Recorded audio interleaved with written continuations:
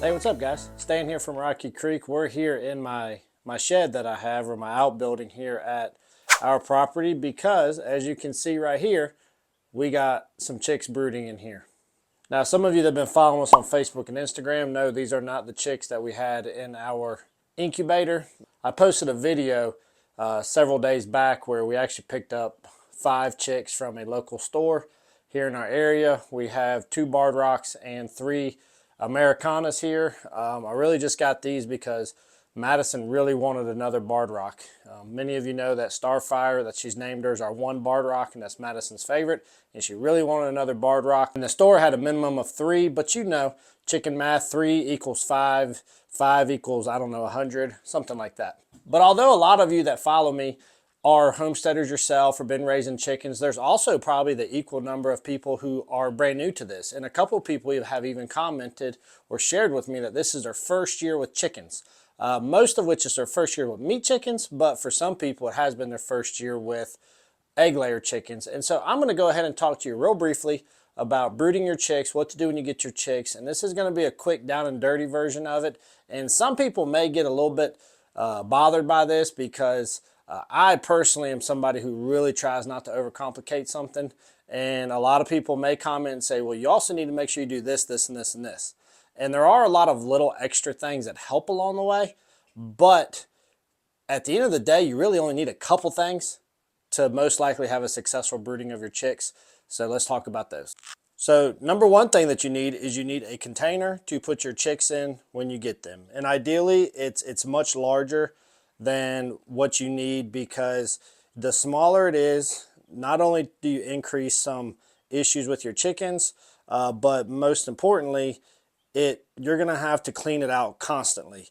These chicks have been in here for a couple days now, and like I said, there's only 5, but I have not changed this shavings at all, and it is still very dry and very few spots where it's soiled. Most of the times, the most heavily soiled areas are going to be at your feeders and your waterers.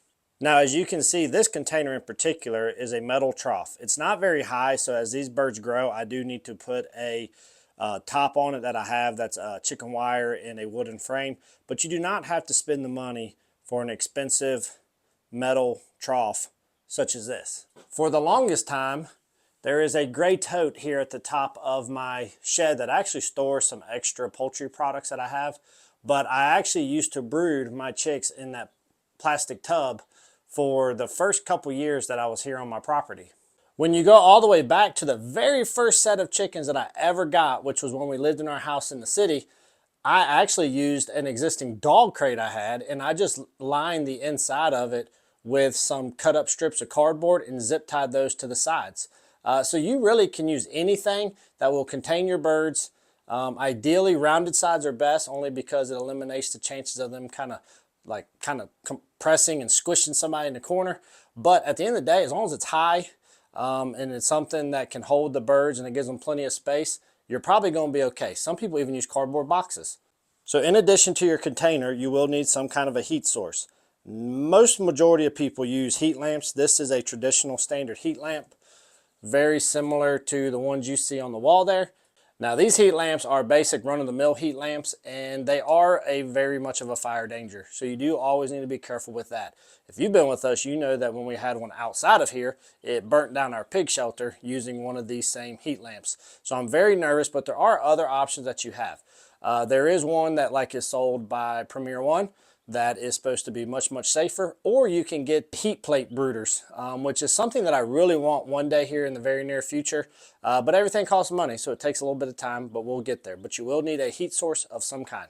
If you opt to use a heat lamp instead of a heat plate type brooder, then you will need the proper heat lamp bulbs. Typically, they're going to be 250 watt, and they either come in red or they come in clear. I do suggest the red if you can, only because it's easier on the birds. Also, it helps to supposedly reduce some of the picking or pecking at each other if you were to have that happen.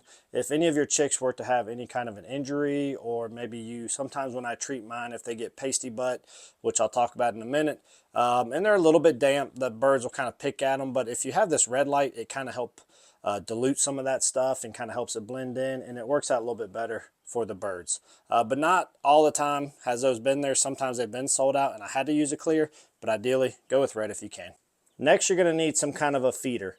This is a pretty standard run-of-the-mill feeder that you can buy at most of your local feed stores or farm stores. Usually you buy the base and the top separate, and they're usually just a couple bucks a piece. I think in total, between the top piece and the base piece, you're probably about 10 bucks. You also have some other options that are small, like this little metal one that you can get, or depending on the number of chicks that you're going to be raising, you can get a really long one such as this, which this is one that I tend to use more for when I'm raising my meat birds.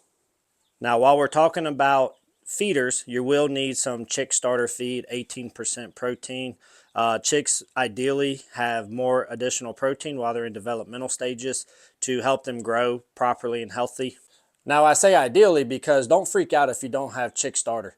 I have personally raised both a batch of meat birds on layer crumble. The biggest thing is just make sure that it is a crumble because a larger piece could cause an issue to the chick. But I have personally raised chicks on layer crumble. So if for some reason you can't get your hands on meat bird feed with a higher percentage, or maybe money-wise, you don't have the money to go get it, or maybe you have a copious amounts of layer feed, it's not ideal. There's a lot of people that don't recommend it, but I can tell you personally, I have raised chicks on layer feed. And when I had a mother hen naturally brood chicks, there's not really a way to make sure that the chicks only eat a chick starter.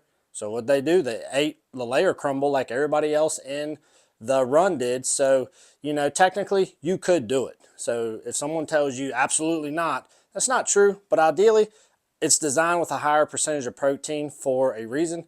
And if I do have it and I can give it, I will. If I'm naturally brooding chicks with a mama hen, I'm not going to do it. It's just going to be wasting money at that point.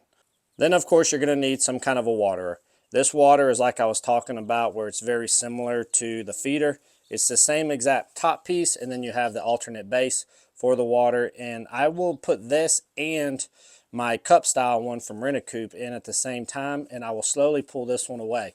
Once the chicks are tall enough to be able to use the cups, I much prefer that because it's just a lot less mess. It's higher up, it's a larger quantity of water, and it actually has this stand that I can adjust it up and down, which is really nice. And then the red top piece just pulls right off, and I can just dump a gallon of water in there, versus this I have to unscrew. And I have found these bottom parts get pretty slimy and nasty and a little bit harder to clean. I find that the cups are a little bit easier, but at a minimum, have this right here. You're just gonna have to change it out a little more often, but you need some kind of a water as well.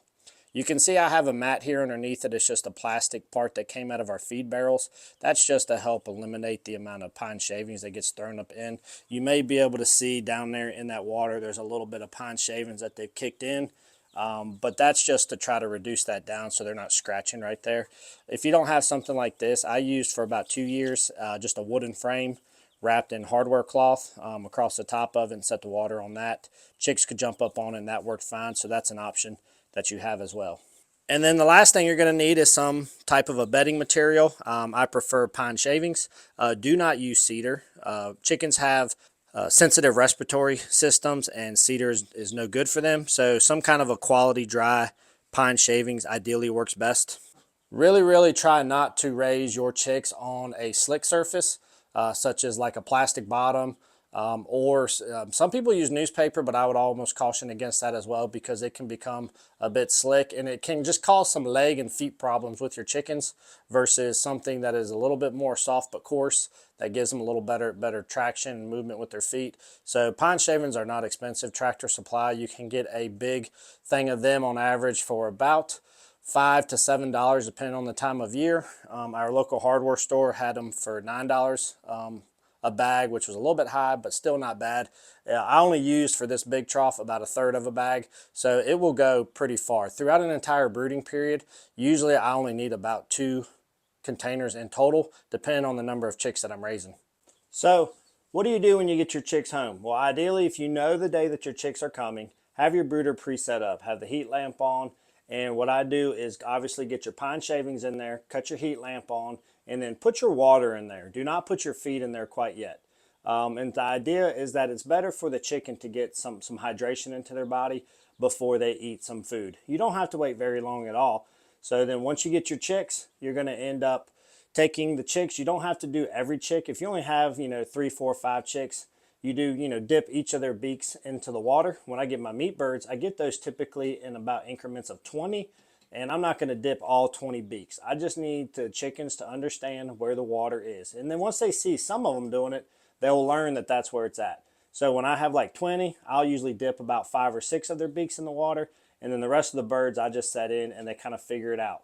And over about the next 30 minutes, I'm looking at 2 things. Number one, I'm getting the birds to get acclimated to their water. They understand where that is. They get themselves hydrated. And then the second thing is I'm going to be figuring out where does my heat lamp need to be. Now, there's a lot of things that we'll talk about temperatures that you need to maintain for your chicks. I can tell you right now, I have never used a thermometer when raising my chicks. And I go off of read the chick's language. Look at what the chick is doing. If the birds are completely to the outside and as far away from this heat source as possible, it's too hot. If after 30 minutes of being in their brooder, they're all still super tight, huddled up, and chirping kind of loud, then I'm going to go ahead and say that they're too cold. And so I kind of just adjust this up and down as I need to get that happy median. Now, when you first get the birds, they're probably going to be slightly cold and they're going to be huddled up. Don't stick this lamp way, way down there. I always found that within 30 minutes, the birds have kind of figured out and adjusted to the temperatures. So I do 30-minute intervals, check on them until I see that I feel like they're in a good spot with this level of the heat. Now, just a little trick that I use to help get subtle adjustments with this is I like to use some kind of a strap. Oftentimes I use a ratchet strap, but my ratchet strap's occupied, but this is still an easy adjustable strap that I can push this in. I pull this and it gives slight adjustments up and down. When you use like a chain, you're changing about 1 inch at a time versus I have a little bit more control in my height adjustment on this. These chicks are only 3 to 4 days old, and you can see that heat lamp is actually a pretty good distance up from them. But a lot of that also is dictated by the temperatures outside. Our temperatures, I would say, are mild. It's not extreme cold, so that helps to keep them a little bit warmer as it is too. So after 30 minutes, if things are looking pretty good, we got the heat where it needs to be and all that's going really well, I go ahead and set their feed in. I don't really do anything to show the bird that that's their feeds. They just kind of figure it out. Once one bird notices it, they're curious as can be. They're going to be pecking around. Once they discover the feed, you're good. And then pretty much, I used to come out here all the time and check on these birds when I first started raising birds because, I was just so nervous. I wanted to go perfect. But over time, I realized if you got your heat right, your water, and your feed, the birds are going to be just fine. The biggest problem in the beginning is just finding the right height for this thing, and then you're good to go. And now pretty much I check on the birds. Once I think I got the heat lamp good, I pretty much check on them usually 3 times a day. First thing in the morning, when I get home from work, and right before I go to bed. And if everybody looks good, we're good to go. Like I said, these guys have been in here for 3 days, and I have not changed their feed yet, and I only changed their water once, not because it was low, but I just want to give them fresh water on those first few days of developing. Now let's talk about a most common issue that you will have with your chicks, and that is an issue called pasty butt.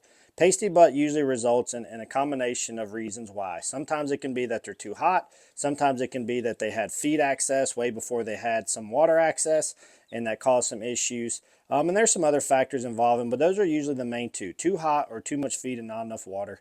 And they will develop basically a crusty bit of poop on their butt that blocks up their vent hole where they would excrete that, and it can basically cause them to be septic and die. And so I got one chicken here that I've been monitoring that isn't really quite pasty butt yet, but it's kind of been collecting a little bit, and I'll show you what I'm talking about. So if you see right here, you see this poop that has collected on the back side of this chicken. Now, I don't have my gloves on, but I will move that. But actually, the vent itself is not blocked up. It's just kind of caught in its fur. But I will be keeping an eye on this chick moving forward to make sure she doesn't get pasty butt. If she did, then there's a simple solution to it. But let's put her back for right now. So for pasty butt, it's a really simple solution. What you're going to do is, what I usually do is I take like a small dish that I have in the house, whether it's a Rubbermaid dish or whatever, not very big, and I fill it up with warm water. And then I take the chick and I hold them in my hand with just their bottom sticking out, and I put them and I hold them, just their back end, in that warm water for about 30 seconds. After 30 seconds, I lift them up and I take a damp Q-tip head and I just lightly brush where that poop is. If it's not coming off freely, I put her back in, hold her for another 30 seconds, take her up, and do it again. And basically, you're just softening up that hard, crusted up poop on the back of her end, and then as it softens, it'll go away. Do not peel it or pick it off. You can rip the skin and cause damage to the chicken's vent, which you don't want to do. Most times after 4 or 5 soakings, I can usually get it all off no problem. But it's a very simple thing, but you do need to check on your birds. When you notice it, get rid of it. Sometimes you'll think they have it like she did, but really the vent's not covered at all. And in that case, you just try to keep an eye on it, remove what little bit's there, and you'll be good to go. So how long do they need to be in the brooder? Well, some of that depends on a couple things. The temperatures outside and how well your birds are maturing and developing. Typically, once the bird is fully feathered, you can go ahead and move them out to the outside. But, you know, obviously just because they're young and fully feathered, if they've been underneath heat the whole time and it's 20 degrees outside, that's probably not a good idea. I usually try to have my highs around 50 or above and my lows staying above 40 to feel pretty comfortable, or I'll let them go a little bit further than that. Now, what you'll do to kind of prepare them for it is, as they're developing, this heat should start to bother them a bit. And what you'll start to do is I will continue to raise this heat lamp up each day. For the first week, it's going to stay about where it's at. After that, each day I will slowly start to raise this heat lamp up a little bit more and a little bit more as they're getting more and more feathers, until eventually I will try to start cutting this off during the day. And if they're moving around just fine, good, and then cut it back on just at nighttime when it's a little bit cooler. And then eventually I'll transition to phasing this thing completely away. And that's a very good controlled test way to know that they're ready to go outside. So guys, there's a lot of articles and a lot of information out there on how to brood chicks. And when you're new to it, honestly, it can become very overwhelming when you read a lot of this stuff. And I'm not saying that what a lot of places say isn't valuable information. It very well is, I'm sure, just like there's different ways you can raise your kids.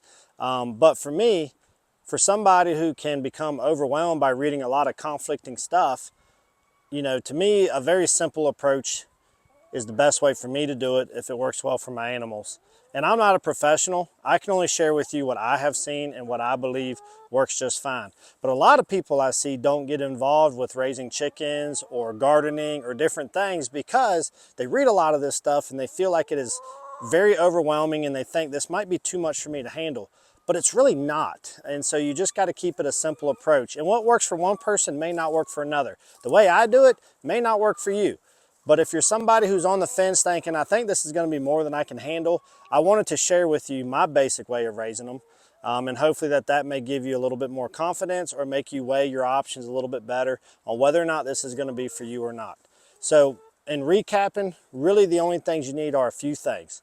You need a container with high sides on it that gives enough space for the chicks to move around freely. You need some pine shavings to go into the bottom of that. Instead of something slick so that it doesn't cause any leg issues, it's absorbent for their pee and poop, which is mixed together, and it just helps for a better brooding and healthier option. Low dust, do not use cedar, that's the big thing too. Pine shavings you can't go wrong with. Number 3, you need a source of heat, such as a heat lamp or a kind of heat plate brooder type setup. You will need a waterer. There's many different types. Just make sure that it can accommodate chicks and it's not a full grown size water that a chick could fall into that could cause drowning or whatnot. There's chick waters, they don't cost much, or get a cup style one that is appropriate for chicks. And then you're gonna need a type of a feeder. There's many options to choose from. Just the chick style is gonna reduce and less mess. You can really put feed in anything, but ideally you just don't want the chicks getting in it and pooping in it and things of that nature. So a lot of different options for your feeders. And you will need some chick feed ideally, but I have personally raised chicks on layer feed. The big thing though is that it needs to be a crumble. Just make sure you're providing them a crumble. If you can give them an 18% protein feed or above, that's great, but that's not always required. And then when you get your chicks, add them into it. Try to get them introduced to the water first. Get your heat adjusted by checking it every 30 minutes or so based off of how the chick is acting. If they're way out to the sides or too hot. If they're still huddled super tight after 30 or so minutes, then they're probably too cold, and lower that just a little bit. And then once they seem to be doing pretty good with their temperature and they figured out where the water is, add your feed then, and all is good in the world. As I said, I like to check on my chicks 3 times a day, morning when I get home from work and before I go to bed. And as they're growing, we will slowly start to move that heat lamp up and evaluate how well they're developing to gauge if they're ready to go outside or not. So that is brooding chickens in a nutshell, the quick down and dirty Cliff Note version that anybody should be able to do without any issues. So guys, I know this is kind of bare basics, but I know a lot of you are new to chicken owning or planning on owning chickens at some point. So I hope this helps you out. Hope this gives you confidence and the knowledge that you need to be willing to take that step forward. And eventually you'll have a big coop, a super loud annoying Q-tip, Bruce the rooster, and a clucking goose, quacking goose, I don't know. You'll get a goose eventually. So guys, we appreciate y'all hanging out. Hope everybody's doing well. And we'll see you here real soon on one of our next episodes. Thanks guys.